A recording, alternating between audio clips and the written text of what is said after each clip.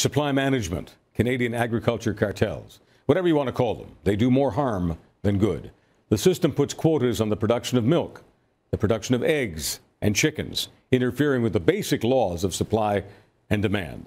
By restricting the supply, as the theory goes, prices shoot up, giving farmers higher prices for their products in order to protect them from going under.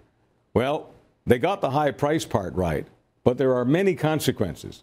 According to the Frontier Centre for Public Policy, Canadians are paying 23% more on average than Americans because of supply management, and that gap is expected to widen. It's a penalty on all Canadian consumers, amounting to hundreds of millions of dollars per year. But the quota system also limits the industry, a huge barrier to getting into the business in the first place. And it inhibits companies already in the business from growing larger, stopping Canada from being an international dairy powerhouse. For instance, the industry is sacrificing potentially billions of dollars in business to protect a few thousand farmers. And as larger players scoop up the quota, smaller players get squeezed out. Case in point would be Kami International Poultry, run by one of the smaller players, Jim Lee in Welland, Ontario. Kami, his company, normally processes 15,000 chickens per day.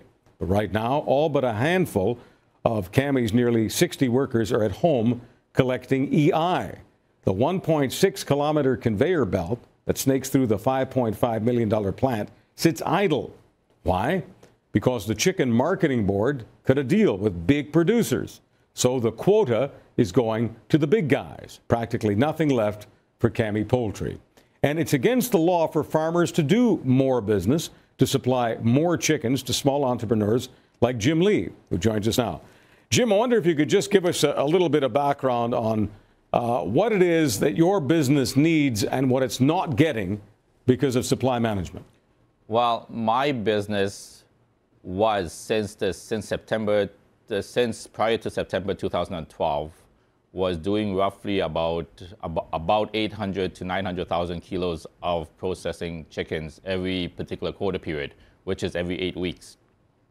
But since after there was a four-party agreement with the major players of the industry, we were shut out from that, and because of that, we have legal action against CFO.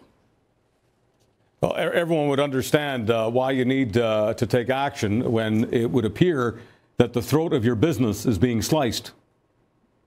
Yes, right now, because we are trying to basically put, some specialty markets, and which is the Hong Kong US market and some of the Muslim market, because these are the markets, because we have such a multicultural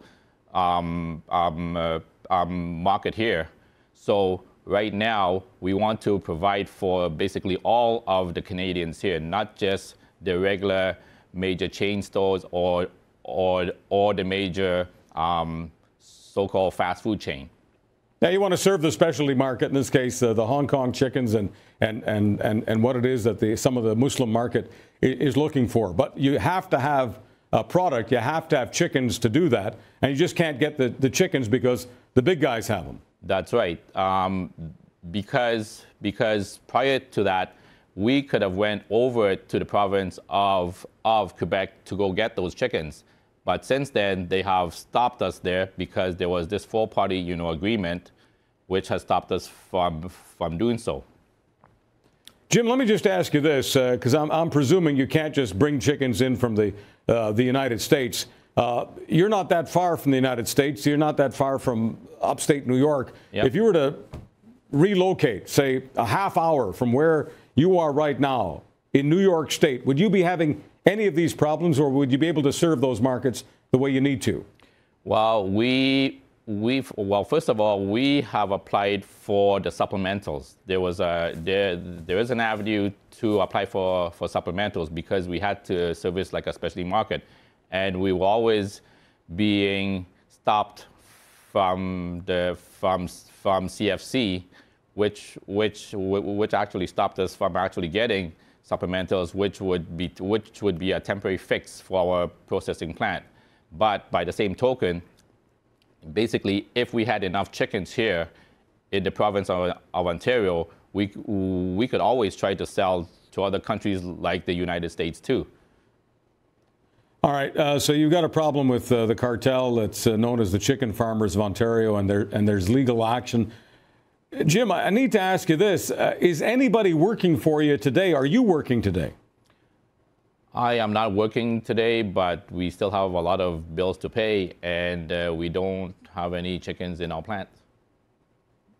So if this doesn't change dramatically and quickly, you're going under. That's right. That's very correct. Right now, we have always, right now we have, asked for supplementals, for supplementals twice.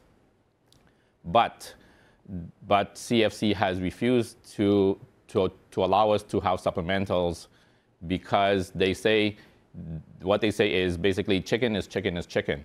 While we say chicken is not chicken because we have to have Hong Kong just chicken, which is with the head and feet on, which is specific to the Chinese culture and the Chinese community, and also with the Muslim stuff too. That stuff has to be slaughtered by a Muslim person that has to say a certain prayer over it. It's a different kind of market, and it's a different kind of processing because of different cultural practices. How many people are waiting to go back to work right now for your company? Well, we have about 50 people that are waiting to go back to work. And right now, we just have maybe 1 or 2 days for them, just with whatever supply we can really get.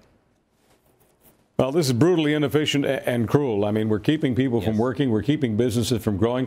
Do you have any idea how many jobs you could create if you could get all the chickens that you need to serve the various markets? Well, basically, if I had all the chickens that I could have to service those specialty markets, I could probably create like an extra 20 or 30 jobs, plus the 60-something jobs which we have now. Well, Jim, we wish you good luck. We want you to get those 50 workers back. We'd like you to get another 30. We want you contributing to the economy. Most of all, we want you to be able to pay your bills and house yourself and your family and all the families of those workers. Thank you so much. We needed to hear your side of the story. Appreciate it. Good luck to you, sir. Thank you very much. Jim Lee, chicken producer, wants to go back to doing what he does best in Welland, Ontario. If only the cartels would let him.